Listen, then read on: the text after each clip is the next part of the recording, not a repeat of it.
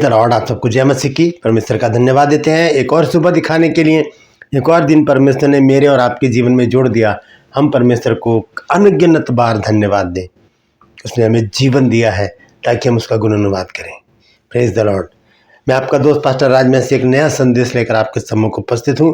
और आज का जो संदेश है वो भजन संहिता 81 अध्याय और उसका 6 पद।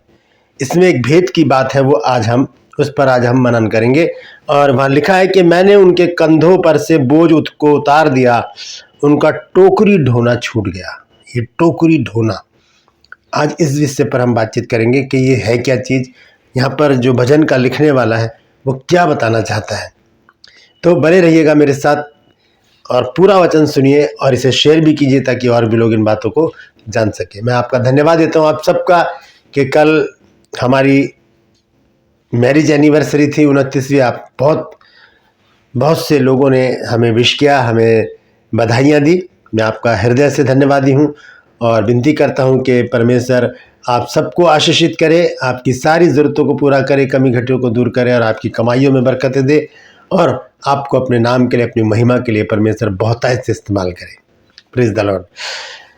और आज का जो ट्रू पर्स में जो सवाल है वो है कि इंग्लिश की बाइबल में आकाश को क्या कहा गया है। इंग्लिश की बाइबल में आकाश को क्या कहा गया है, वो ये बात बहुत ज़रूरी है जानने की। तो हम उसको देखेंगे। अगर आप जानना चाहते हैं तो डिस्क्रिप्शन में जाइए, लिंक को क्लिक कीजिए और जान लीजिए कि इंग्लिश की बाइबल में आकाश को क्या कहा गया है। Praise the Lord. और मेरे साथ मेरी मुहिम में शामिल हो जाइए। जिद है सच को फैलाने की। इस सच को फैलाइए क्योंकि ये बाइबल का सच है, ना मेरा, ना आपका, ना किसी मनुष्य का, ना किसी भी चीज़ का। ये सिर्फ और सिर्फ परमेश्वर का वचन है जो सच है। बहनों से प्रार्थना कराते रहिए। बहुत सारे काम, बड़े बड़े काम यहाँ पर हो रहे हैं, बड़ी बड़ी गवाहियाँ आ रही हैं और जल्दी एक और वीडियो मैं आपके सम्मुख लेकर आऊँगा इन गवाहियों की। और आपसे गुजारिश करता हूँ कि मेरे लिए और मेरी वाइफ के लिए प्रार्थना करना। 21 तारीख को हम लोग सिलीगुड़ी के लिए निकल रहे हैं, तो हम सही सलामत पहुँचे वहाँ पर प्रभु के काम में। हम जो भी प्रभु हमसे काम लेना चाहता है वहाँ पर हम उसमें सम्मिलित रहें और वापसी में भी प्रभु हमारी मदद करें। Praise the Lord. तो आइए एक छोटी सी प्रार्थना करके आज के वचन को मैं शुरू करूँगा। प्रभु जी, मैं धन्यवाद देता हूँ आज की सुबह दिखाने के लिए जो तूने दी है। मैं विनती करता हूँ आज के वचन को शेयर करने मेरी मदद सहायता कर। मेरे होठों को, मेरे दिल दिमाग को छूकर ब्लेस कर। मेरी आत्मा, मेरा शरीर तेरे ही कब्जे में रहे ताकि बोलने वाला मनुष्य नहीं बल्कि तेरा आत्मा हो। जो भी गुड़ भेद की बात इस वचन में छिपी है वो हम पे प्रकट करना प्रभु, ताकि इन बातों को हम जाने और अपने जीवन को उसी के अनुसार गुजारने वाले बन सके। जितने भी लोग इस वचन को देख रहे हैं, सुन रहे हैं, उन सब पर मैं तेरी आशीष बोलता हूँ प्रभु जी। हर एक को आशीषित कर, हर एक की रोग बीमारी को, चिंता को, परेशानी को अपने सामर्थ्य नाम के द्वारा दूर कर दे। परमपिता परमेश्वर, हर एक घर से तफरके, लड़ाई झगड़े, मन मुटाव और प्रभु जी बैर भाव सब दूर कर मेरे प्रभु जी। मैं प्रार्थना करता हूँ जिन घरों में बेरोजगारी है, जिन घरों में प्रभु जी नशा है, जिन घरों में प्रभु जी बांझपन है, जिन घरों में प्रभु जी कर्जे हैं, ये सारी चीज़ें हर एक अपने बच्चे के जीवन से, घर से, परिवार से दूर कर दे मेरे प्रभु, ताकि तेरे बच्चे गवाही दें कि प्रभु यीशु मसीह ने हमारे जीवन में बड़ा काम किया है। जो बुरी बुरी बीमारी से ग्रस्त है प्रभु जी, उनको भी चंगाई दे प्रभु, और जो घरों से चले गए उन्हें वापस घर लेकर आ। धन्यवाद देता हूँ प्रभु, तूने मेरी प्रार्थना को सुन लिया। प्रभु यीशु के नाम से मांगते हैं, आमीन। Praise the Lord. तो आइए आज के संदेश को शुरू करेंगे। मैंने आपको बताया है कि आज का जो संदेश है उसका शीर्षक है, क्या आज भी हम टोकरी ढो रहे हैं। टोकरी ढोने का जो सही अर्थ है वो है मैला ढोना। जो पुराने ज़माने में या अब भी बहुत से लोग जो गंदगी उठाते हैं और उससे उनको सैलरी भी मिलती है, पैसा कमाने के लिए, अपने पेट के लिए ऐसा करते हैं। तो टोकरी में, पहले टोकरी में गंदगी को उठाया जाता था क्योंकि ऐसे सुविधाएं, ऐसी आधुनिक सुविधाएं पहले नहीं थी। तो वही बात यहाँ पर लिखी है कि उनका टोकरी ढोना छूट गया है। लिखा है भजन संहिता 81 अध्याय 81 और उसका 6 पद, 6 वर्स 6 लिखा, मैंने अब उनके कंधों पर से बोझ को उतार दिया और उनका टोकरी ढोना छूट गया। ये किनके विषय में कहा गया है? ये है इजरायली लोग जब मिस्र में वो गुलामी में अपने जीवन को व्यतीत कर रहे थे। जब वहाँ पर यूसुफ वहाँ पर गया, ये उस समय की बात है। ऊपर से हम इसको पढ़ सकते हैं, लेकिन मैं पढ़वाऊंगा नहीं, बस इसी वचन पर हम फोकस रखेंगे। आप पढ़ सकते हैं उसको एक आयत से, और ये 6-7 आयत तक। और मैं पढ़ देता हूँ 7 पद में भी क्या लिखा है। तूने संकट में पढ़कर पुकारा, तब मैंने तुझे छुड़ाया। बादल गरजने के गुप्त स्थान से मैंने तेरी सुनी, और मरीबा नाम सोते के पास तेरी परीक्षा ली। प्रभु परमेश्वर बता रहे कि जब तुमने मुझे पुकारा, क्योंकि हम पढ़ते हैं निर्गमन 3 अध्याय के 7 पद में कि मेरी प्रजा के लोग जो चिल्ला रहे हैं, मैंने उनकी चिल्लाहट को सुना है, अब मैं स्वर्ग को झुकाकर उतर आया हूं। तो परमेश्वर ने मूसा को और हारून को मिस्र में भेजा उनको निकालने के लिए, लेकिन उससे पहले वहां पर क्या घटना घटी वो मैं आपको बताना चाहता हूं। उसके बाद हम आगे चलेंगे। हम देखेंगे निर्गमन की पुस्तक 1 अध्याय और उसके 8 से 11 पद तक मैं पढ़ूंगा। यह लिखा है, मिस्र में एक नया राजा गद्दी पर बैठा जो यूसुफ को नहीं जानता था, और उसने अपनी प्रजा से कहा, देखो इजरायली हमसे गिनती और सामर्थ्य में अधिक बढ़ गए हैं, इसलिए आओ हम उनके साथ बुद्धिमानी से बर्ताव करें। कहीं ऐसा ना हो कि जब वे बहुत बढ़ जाएं और यदि संग्राम का समय आ पड़े तो हमारे बैरियों से मिलकर हमसे लड़े और इस देश से निकल जाएं। अब फिर आगे क्या कहता है 11 पद में, ये देखिए यहां पर है सारी बात। इसलिए उन्होंने उन पर बेगारी कराने वालों को नियुक्त किया कि वे उन पर भार डाल डाल कर उनको दुख दिया करे। तब उन्होंने फिरौन के लिए पितोम और रामसेस नाम भंडार वाले नगरों को बनाया। 12 आयत में लिखा, पर ज्यों ज्यों वे उनको दुख देते गए त्यों त्यों वे और बढ़ते और फैलते गए, इसलिए वे इजरायलियों से अत्यंत डर गए। तो यहां पर इन्होंने क्या किया, इन लोगों से कड़ी मेहनत करवाई।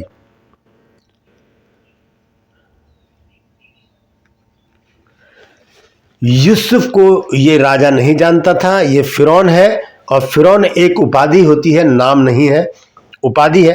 राजा फिरौन है, ये दूसरा फिरौन है। जब ये आया तब क्या हो गया, राजा ने जानता नहीं था यूसुफ को, लेकिन उसने क्या किया, इजरायलियों पर बोझ डाले। और ये बोझ, उसी बोझ के विषय में लिखा गया है भजन संहिता 81 अध्याय के 6 पद में, जो अभी मैंने पढ़ा है। यह लिखा है कि मैंने उनके कंधों पर से बोझ उतार दिया। Praise the Lord.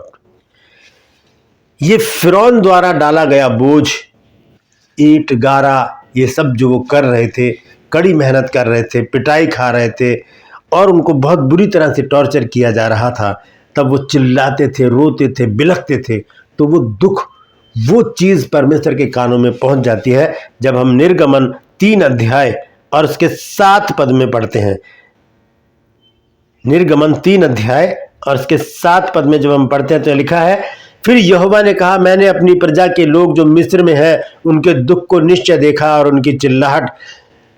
उनकी जो चिल्लाहट परिश्रम कराने वालों के कारण होती है उनको भी मैंने सुना है, और उनकी पीड़ा पर मैंने चित्त लगाया है। और ये लोग वहां पर जब फंसे हुए थे, वहां से परमेश्वर ने इनको खींच कर निकाला।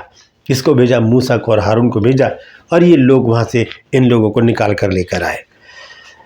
ये फिरौन की कहानी है। जब फिरौन ने क्या किया, इजरायलियों को दुख देकर उन्हें बहुत दबाया, उनके ऊपर बोझ डाले, उनके ऊपर काम का बोझ डाला, उनसे ईंट गारा करवाया, उनके कंधों पर इतने बोझ डाल दिए कि वो रोने और बिलखने लगे।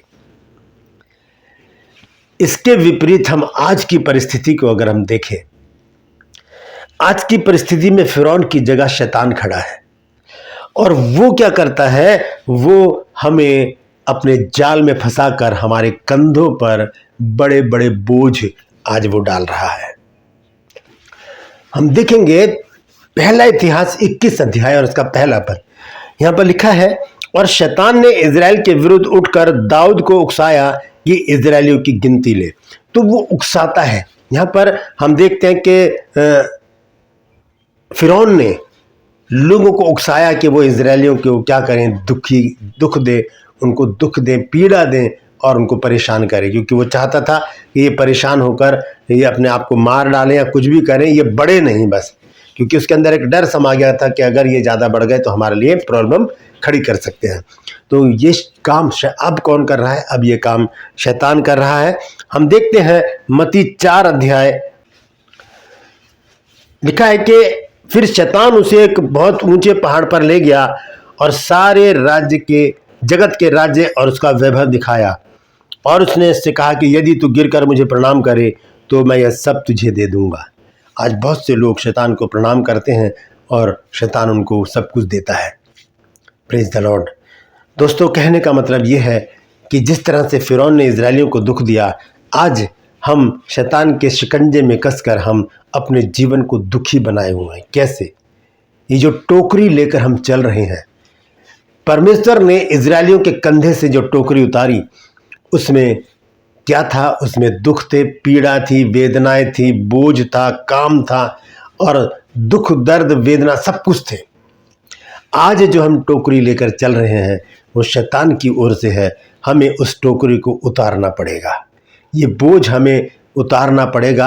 ये टोकरी जो हम अपने कंधों पर लेकर चल रहे हैं, इस कंधे पर से उतारने की अब ज़रूरत है, क्योंकि इस टोकरी को शैतान ने अपनी युक्तियों से भरा हुआ है। वो हमें अपने जाल में फंसाकर बड़ी बुरी तरह से हमें वो इस तरह से ऐसा कर देता है कि ना हम इधर के रहते हैं ना हम उधर के रहते हैं, हम फंस जाते हैं बीच में। जिस तरह से उसने हव्वा को अपने जाल में फंसाया, बारीक चाल चली और हव्वा उसके जाल में फंस गई और उसने उस फल को खा लिया। आज भी शैतान उसी तरह से कार्य कर रहा है। हम देखते हैं यहाँ पर वो यीशु मसीह को भी उकसा रहा है। मत्ती 4:8 में अगर हम देखते हैं तो वहां पर वो प्रभु यीशु मसीह को भी उकसा रहा है। तो मैं और आप क्या चीज है? हमें सतर्क होने की जरूरत है। ये जो कंधे पर हम टोकरी लेकर चल रहे हैं, जांचने की जरूरत है इस टोकरी में है क्या हम आंखें बंद करके चलते नहीं चले जा रहे? ये टोकरी हमने लाद रखी है, बोझ से हम दबे जा रहे हैं, झुके हुए हैं, पसीने से तर हो रहे हैं, परेशान हैं, माथे पर शिकन है, घर में परेशानियां हैं, घर में चिंताएं हैं, बेरोजगारी है, और घरों में तरह तरह की परेशानियां हैं, लेकिन हम फिर भी शैतान के उस बोझ को लेकर चलते चले जा रहे हैं। दोस्तों, हमें इस टोकरी को उतारना पड़ेगा, और उतारने वाला हमारे पास एक है, और वो है प्रभु Yeshu Masih. Praise the lord. भजन 81 में लिखा है कि उनका टोकरी ढोना छूट गया। हम ढो रहे हैं, इस बोझ को ढो रहे हैं, हम प्रतिदिन कंधे पर लेकर चलते हैं, और इसमें क्या क्या भरा हुआ है इस टोकरी में, आइए देखते हैं। हम देखेंगे गलातियों की पुस्तक 5 अध्याय और उसके 19 पद से हम पढ़ेंगे। यह लिखा है कि शरीर के काम तो प्रकट है, अर्थात व्यभिचार। इस टोकरी में हम व्यभिचार के बोझ को, व्यभिचार की गंदगी को लेकर, मैला, जैसे मैंने आपको बताया कि पहले टोकरी में मैला ढोया जाता था, गंदगी को ढोकर उसे खत्ते में फेंका जाता था। अब टोकरी में क्या है? इस टोकरी में क्या है जो हम प्रतिदिन अपने कंधे पर लेकर चल रहे हैं? इस टोकरी में क्या है? इस टोकरी में व्यभिचार की गंदगी है, इस टोकरी में गंदे कामों की गंदगी है, इस टोकरी में लुचपन की गंदगी है, इस टोकरी में मूर्ति पूजा की गंदगी है, टोने की गंदगी है, बैर की गंदगी है, झगड़े की गंदगी है, ईर्ष्या की गंदगी है, क्रोध की गंदगी है, विरोध की गंदगी है, फूट की गंदगी है, विधर्म की गंदगी है, डाह की गंदगी है, मतवालेपन की गंदगी है, लीला क्रीड़ा की गंदगी है। ये सब गंदगी हमने इस पर लाद रखी है और हम चल रहे हैं बस। क्या हमें इसको उतारने की जरूरत नहीं है? क्या अब वो समय नहीं आ गया है कि हम इस टोकरी को उतार कर फेंक दें? ये बोझ लेकर हम कब तक चलते रहेंगे? हमें तो परमेश्वर ने एक व्यक्ति दिया जिसके विषय में कहा गया है यूहन्ना 3:16 में कि परमेश्वर ने जगत से ऐसा प्रेम रखा कि उसने अपना इकलौता पुत्र दे दिया ताकि जो कोई उसके ऊपर विश्वास करे वो नाश ना हो परंतु अनंत जीवन पाए। तो अनंत जीवन को छोड़कर हम इस टोकरी को कब तक ढोते रहेंगे जिसमें ये सारी गंदगियां भरी पड़ी हैं? कुछ बातें प्रभु यीशु मसीह ने भी बताई हैं। जब हम पढ़ते हैं मरकुस 7 अध्याय में और उसके 20 ऐसे अगर हम पढ़ें तो वहां पर कुछ बातें यीशु मसीह ने भी बताई हैं जो इस टोकरी में भरी पड़ी हैं। ये बातें हैं कि उसने उनसे कहा, पढ़ रहा हूं मैं मरकुस 7 के 20 पद से, फिर यीशु ने उनसे कहा, जो मनुष्य में से निकलता है वही मनुष्य को शुद्ध करता है, क्योंकि भीतर से अर्थात मनुष्य के मन से बुरी बुरी चिंता की गंदगी इस टोकरी में हम लेकर चल रहे हैं।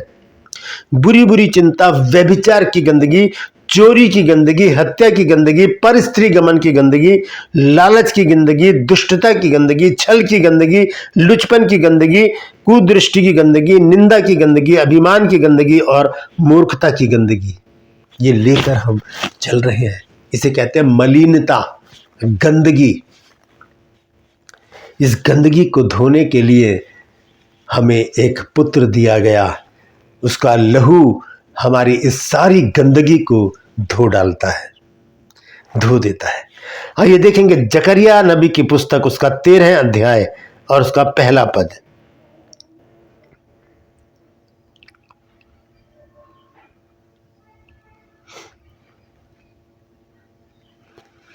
यह लिखा है, उसी समय दाऊद के घराने और यरूशलेम के निवासियों के लिए पाप और मलिनता धोने के निमित्त एक बहता हुआ सोता होगा। पाप और मलिनता, ये गंदगी जो हम कंधे पर लेकर चल रहे हैं, अपनी टोकरी में ढो रहे हैं, इस गंदगी को धोने के लिए प्रभु यीशु मसीह ने अपना बेशकीमती लहू बहा दिया। सोते के समान उसने अपने लहू को बहाया, लेकिन फिर भी हमने उसके लहू की कीमत को नहीं जाना और आज भी हम वो मैला अपने कंधे पर लेकर चल रहे हैं।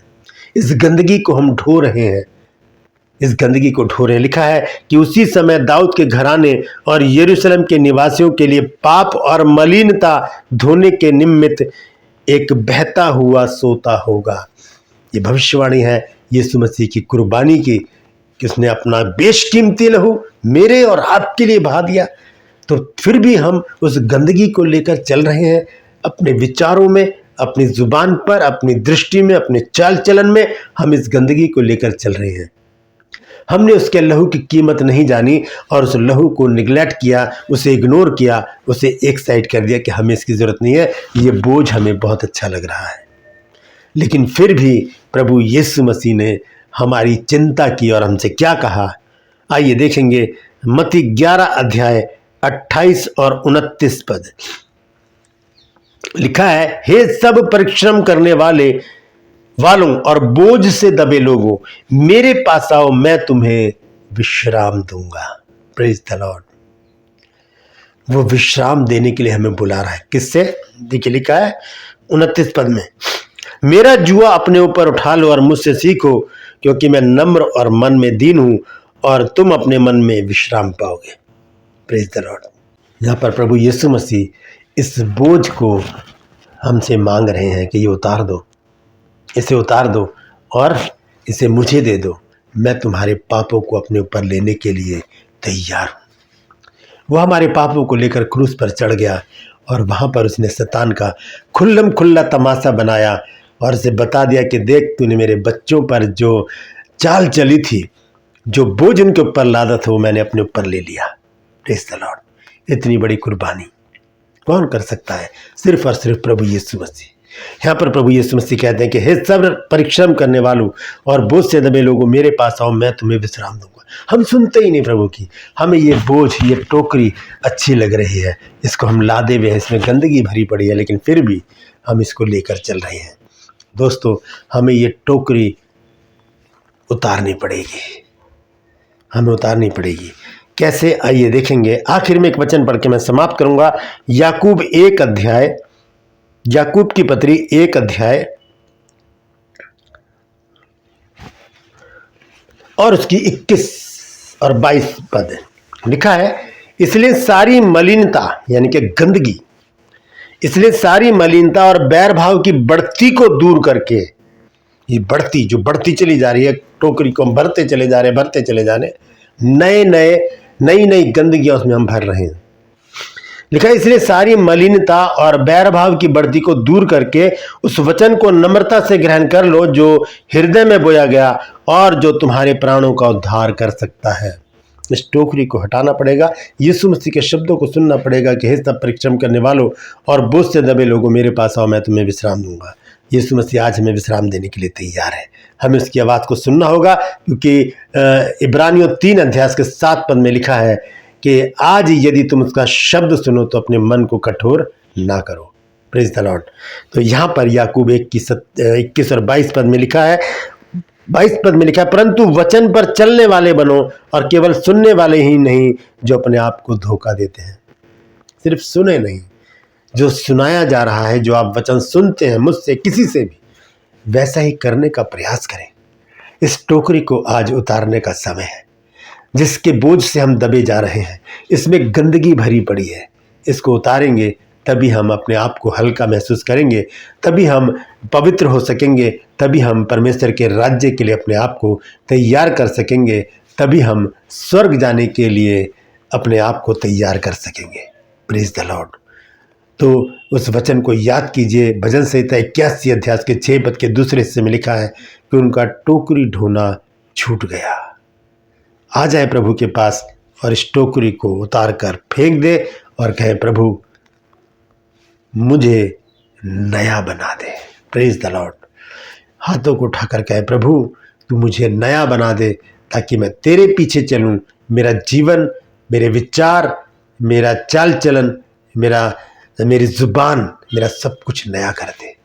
Praise the Lord. वो करेगा, वो जरूर करेगा। देखिए, एक वचन मुझे स्मरण आ रहा है, इसलिए मैं उसको पढ़ रहा हूं, उसके बाद मैं समाप्त करूंगा। प्रकाशित वाक्य 21 अध्याय का 5 पद, यह लिखा है, और जो सिंहासन पर बैठा था उसने कहा कि देख, मैं सब कुछ नया कर देता हूं। सब कुछ, कुछ भी हो, मैं सब कुछ नया कर देता हूं। फिर उसने कहा कि लिख ले, क्योंकि ये वचन विश्वास के योग्य और सत्य है। ये वचन विश्वास के योग्य और सत्य है। वो सब कुछ नया कर देता है, जरूरत है उसके पास आने की। Praise the Lord. परमेश्वर इन वचनों के द्वारा हम सबको आशीष दे। यदि आज आपने कुछ नया सीखा है तो कमेंट सेक्शन में ज़रूर बताइएगा और इस वचन को शेयर कीजिए ताकि और भी लोग इन बातों को जान सकें। Praise the Lord. और यदि अभी तक आपने मेरे इस चैनल को सब्सक्राइब नहीं किया तो अभी सब्सक्राइब कर लीजिए, बेल आइकन को दबाइए ताकि नोटिफिकेशन आपके पास पहुंचे और नया वीडियो बिना व्यवधान के आपके पास पहुंच जाए। मेरे वीडियोस को लाइक कीजिए, शेयर कीजिए और कमेंट सेक्शन में आकर मुझसे ज़रूर बातचीत कीजिए। ट्रू पल्स में आज का सवाल है कि इंग्लिश की बाइबल में आकाश को क्या कहा गया है। डिस्क्रिप्शन में जाइए, लिंक को क्लिक कीजिए और जान लीजिए कि क्या कहा गया है। मेरे साथ मेरी मुहिम में शामिल हो जाइए। जिद है सच को फैलाने की। इन बहनों से प्रार्थना करवाते रहिए। परमेश्वर आपको बहुत कुछ देगा, आशीष देगा, चंगाई देगा, छुटकारा देगा। Praise the Lord. आज के लिए बस इतना ही। फिर मिलूंगा एक नए संदेश के साथ, एक नया वीडियो लेके। तब तक के लिए मुझे इजाज़त दीजिए, लेकिन अपना और अपनों का ख्याल रखिए और परमेश्वर से प्रार्थना कीजिए कि प्रभु मुझे इस बोझ को उतारने की सामर्थ्य है।